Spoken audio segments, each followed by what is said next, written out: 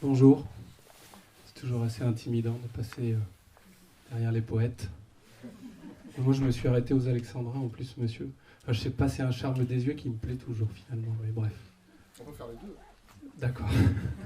En tout cas, la poésie enfantine, effectivement, n'a pas d'égal. Alors, je viens vous parler d'un événement qui, en un sens, se démarque un petit peu de tout ce que j'ai pu entendre jusqu'ici.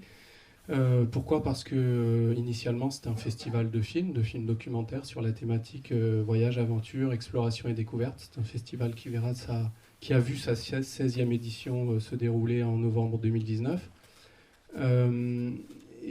qui, dès le départ, a donné une petite place au livre. J'allais dire que c'était pas opportuniste, mais disons que tous les invités en lien avec le film ayant une actualité littéraire étaient les bienvenus. Et puis au fil des années, on a ouvert de plus en plus, et à partir de 2015, soit à peu près pour sa 10-11e édition, le festival a trouvé un peu une nouvelle énergie, et on a souhaité ouvrir en grand au livre, jusqu'à renommer, il y a 2 ou 3 ans, l'association en ce sens, et jusqu'à renommer en 2019 le festival tout entier en ce sens. C'est quelque chose aujourd'hui qui est très attendu.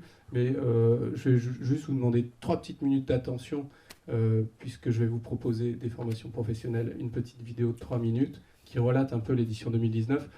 Pourquoi ? Parce qu'il faut à peu près percevoir l'ensemble film et livre et l'état d'esprit général du festival pour mieux cerner ce que le film apporte au livre et désormais ce que le livre apporte au film.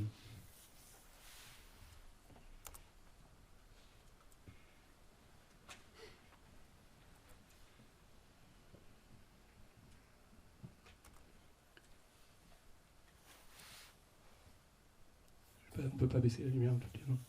S'il y a une mission chère et forte à ces festivals, c'est vraiment que les gens, quand ils sortent des salles de projection, ils se disent que cette aventure, que cette exploration, elle n'est pas réservée à des trajectoires hors du commun. Là, sur le port de La Rochelle, ils peuvent découvrir une forme d'aventure et une forme d'exploration parce que, tout simplement, elle est en eux.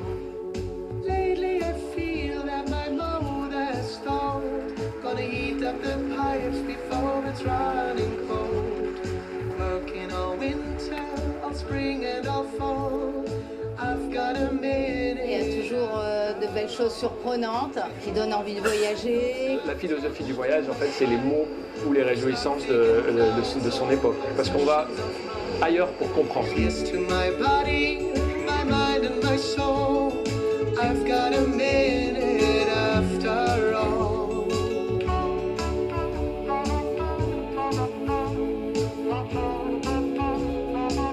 m'a appris qu'on n'a pas tous la même richesse.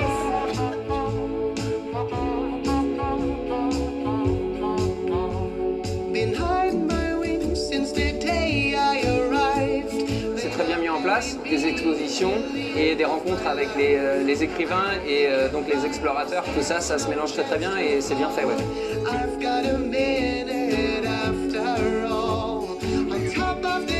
Je mixte un peu aventure, naturalisme, patience, il y a plein de choses, connaissance.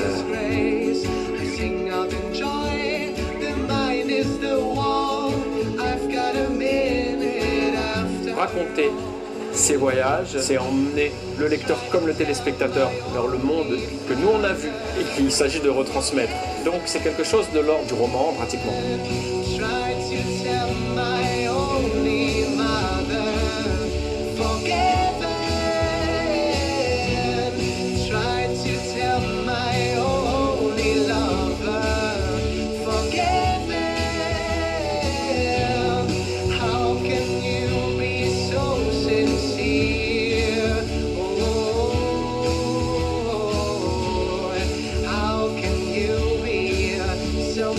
Je conseille d'aller au festival livre et film aventure.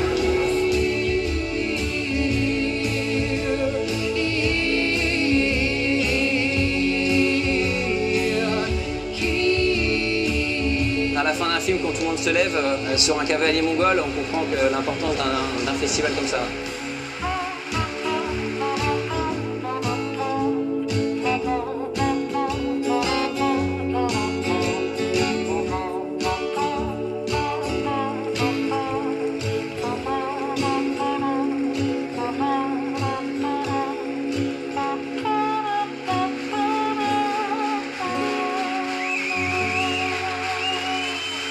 je dis souvent, si Monique l'a fait, je pense qu'il y en a beaucoup qui peuvent le faire, quoi.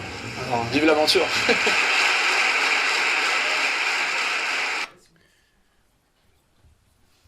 Voilà, Monique étant une poule qui a fait le tour du monde en bateau avec ce jeune coq. Alors, le FIFA, puisque vivons au siècle des acronymes, le FIFA va oublier le L de livre, mais pour autant, c'est désormais un incontournable. Aujourd'hui, j'allais dire que priver le festival de tout son versant littéraire, ce serait l'amputer littéralement. Les thématiques, je les ai évoquées, voyage, aventure, exploration et découverte. Ce que l'on a détecté très tôt finalement, c'est que ces thèmes-là étaient extrêmement propices pour faire venir ou revenir des gens à la lecture, quel que soit leur âge, leur profil.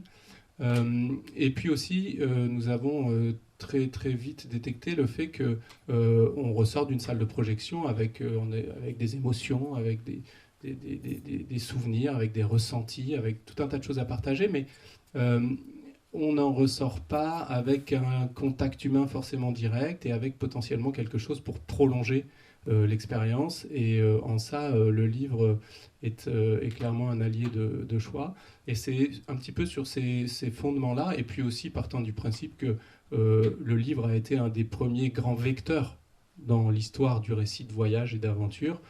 Partant de tous ces principes-là, on a choisi d'ouvrir en grand la porte au livre à partir de 2015, comme je le disais tout à l'heure. Tous les genres, récits, fiction, bande dessinée, carnet de voyage, livre jeunesse, quelques guides également. Le dispositif, il se décompose en une grande librairie que vous avez aperçue dans le film, enfin grande, tout est relatif, mais de plus en plus grande, avec plusieurs libraires partenaires, 4 grands îlots de librairie dans un espace qui s'appelle le Quai de l'Aventure, au bord des bassins à La Rochelle. Un vaste planning d'auteurs en dédicace, des rencontres aventure et littérature qui font donc se rencontrer le public avec des auteurs et ou illustrateurs en présence de modérateurs, donc qui viennent présenter des œuvres nouvellement parues, leur genèse, etc.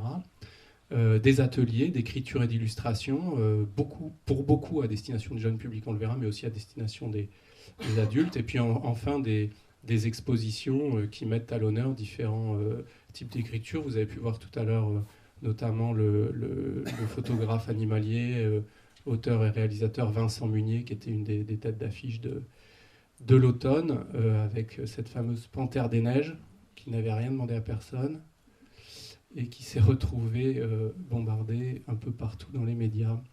Les librairies partenaires, Greffine pour la jeunesse, la Corderie Royale, qui est une très belle librairie spécialisée au Centre international de la mer à Rochefort, la librairie itinérante du Serpent d'Étoiles, et puis petit à petit, on essaie de faire de la place et la part belle à de plus en plus de librairies partenaires, mais c'est un monde que nous découvrons aussi, le livre, de plus en plus ces dernières années. C'est pour ça que tout ce que j'ai pu entendre auparavant est assez intéressant et enrichissant. Et puis différentes maisons d'édition, notamment des maisons d'édition régionales pour certaines de l'UEVI, puisque l'UEVI, je crois, compte l'Union des éditeurs de voyage indépendants, compte une dizaine, 9 ou 10 maisons d'édition, dont certaines d'ailleurs implantées dans le Bordelais, élitistes notamment. Voilà.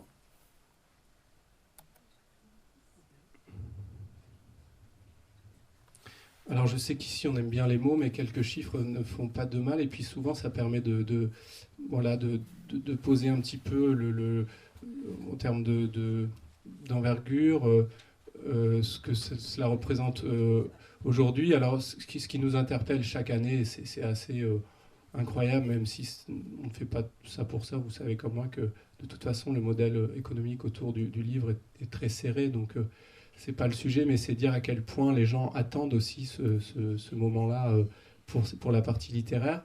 En gros, d'une édition sur l'autre, depuis quelques années, on enregistre des augmentations de ventes sur les pôles librairies de l'ordre de 50 à 70%. Donc c'est totalement exponentiel. Je ne vais pas dire que ça nous dépasse, mais parfois, sur certaines éditions comme celle-ci, pas loin. Alors effectivement, il y avait des phénomènes comme Munier, comme Guirec Soudé, que vous avez entendu à la fin, qui est peut-être pas très connu dans le milieu du livre, mais qui est extrêmement connu et populaire sur tout ce qui est voyage et aventure. Une trentaine d'auteurs invités. Alors, quand on parle des auteurs invités, ce sont des auteurs qui n'ont pas d'actualité filmique par ailleurs. Ils sont vraiment strictement invités sur le versant littéraire. Pour tous ces auteurs invités, bien sûr, nous respectons la charte des auteurs, la charte du livre sur les auteurs illustrateurs. Donc, tous ces gens sont défrayés, pris en charge et bien sûr rémunérés sur toutes les rencontres qu'ils proposent, et on fait en sorte de proposer un temps fort à tous les auteurs que l'on invite. C'est-à-dire qu'une dédicace n'est pas considérée comme un temps fort. Un temps fort, c'est une rencontre dans les murs du festival, hors les murs, pour beaucoup, dans les médiathèques de l'agglomération rochelaise ou du département. Et puis également, énormément, on va y revenir, de rendez-vous avec les scolaires, dans les murs du festival, là encore, mais aussi dans les écoles de l'agglomération.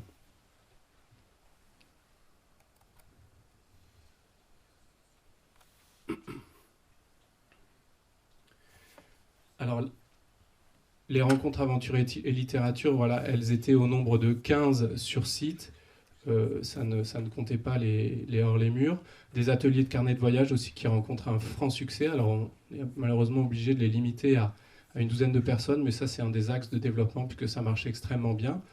Cette année, ils étaient notamment animés par un couple de grands carnétistes qui s'appelle Claire et Renaud Marcas. Je ne sais pas si ça parlera à certains, voilà, qui sont de véritables globetrotters de l'illustration, du dessin, du carnet de voyage, qui vivent en Sud-Bretagne.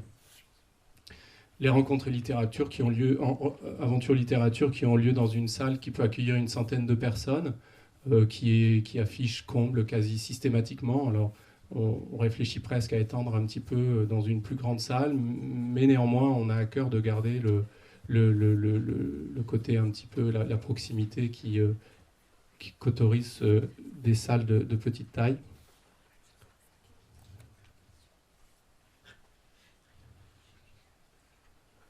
Alors, quelques exemples de titres à l'honneur pour 2019. Je ne saurais pas forcément vous parler de 2020, puisque là, on est à l'aube de la construction de la programmation.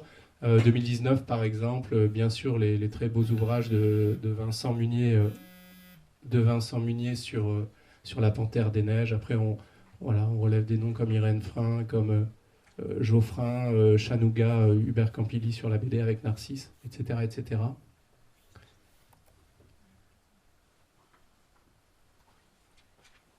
Quelques auteurs invités, c'est vraiment un échantillon, mais sur 2018-2019, on pourrait en citer beaucoup d'autres. Bien sûr, Isabelle Autissier, qui est un peu une locale de l'étape. Entre autres, Cédric Gras, qui est un très proche disciple de Tesson, etc., etc. Le régional Fabien Clos. La lecture, quelle aventure, c'est le dispositif jeunesse que nous avons créé aussi il y a 5 ans, alors avec des histoires contées ici sous une yourte qui était installée dans l'espace du quai de l'Aventure, qui remporte un grand succès. Je crois qu'il y avait jusqu'à 70 enfants et parents sous la yourte, en dépit de toutes les normes de sécurité, puisque c'est le festival du film et du livre d'aventure. Non, on mord pas trop la ligne quand même. La lecture, quelle aventure, donc 29 ateliers rencontres avec des auteurs illustrateurs dans le cadre et en dehors du cadre scolaire, mais essentiellement dans le cadre scolaire.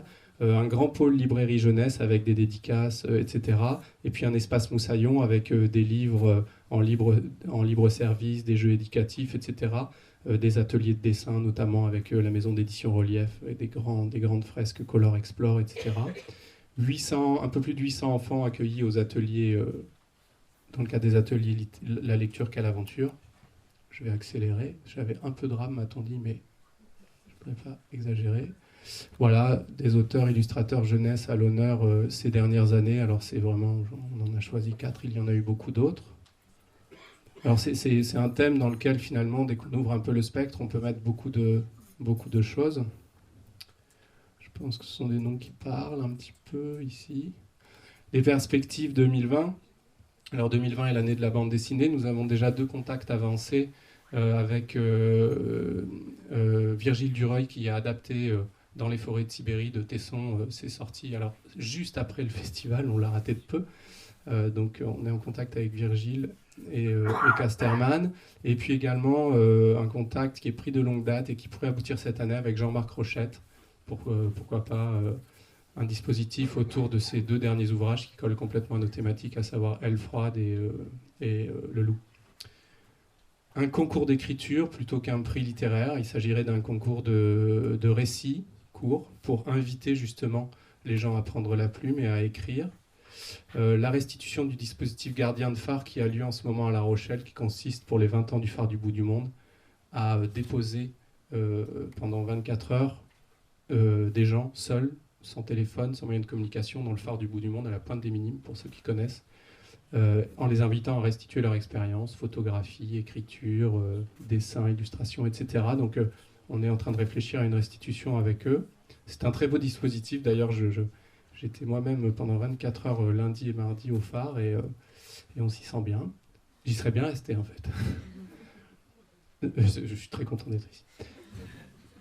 Des tables rondes thématiques, peut-être on a initié ça et au-delà des rencontres, on s'aperçoit que ça fonctionne très bien, notamment en faisant se rencontrer des univers, que ce soit sur le fond ou sur la forme, la mer et la montagne pour donner dans les grands classiques, mais au-delà de tout ça, il y a pas mal de choses à faire avec des personnes assez prolixes et très intéressantes. Ajouter des rencontres scolaires, c'est quelque chose il y a une dynamique autour de ça qui a tendance là aussi à nous dépasser, que ce soit sur le film ou sur le livre. Cette année, sur le film, je vous donne un exemple. On avait programmé un film pour les écoliers de l'agglomération. On avait une salle de 500 sièges. On a eu 2200 demandes. Donc on l'a joué 3 fois. Mais là, il faut qu'on anticipe. Et sur les rencontres scolaires, idem, une rencontre autour de Mission Océan à l'Aquarium de La Rochelle. On avait 130 places. On a eu 950 demandes. Donc voilà, on a vraiment à cœur de pouvoir répondre au maximum là-dessus. C'est une vocation fondamentale pour nous. Et puis bien sûr, essayer de trouver toujours le modèle le plus adéquat pour pouvoir accueillir davantage de maisons d'édition, de libraires et d'auteurs. Je sais que là, à date, Anne Buisson, la coordinatrice générale, m'a dit que depuis le 1er janvier, on avait déjà reçu quasiment 20 demandes d'auteurs pour l'édition de novembre 2020. Et accueillir tout ce monde-là n'est pas simple. Alors voilà, c'est pour ça que j'ai appris beaucoup de choses en vous entendant tout à l'heure à tour de rôle les uns et les autres. Dernière chose, tous les rendez-vous littéraires du festival sont gratuits. Voilà, sont en accès libre, un accès gratuit sur réservation pour beaucoup. J'ai terminé. Merci beaucoup.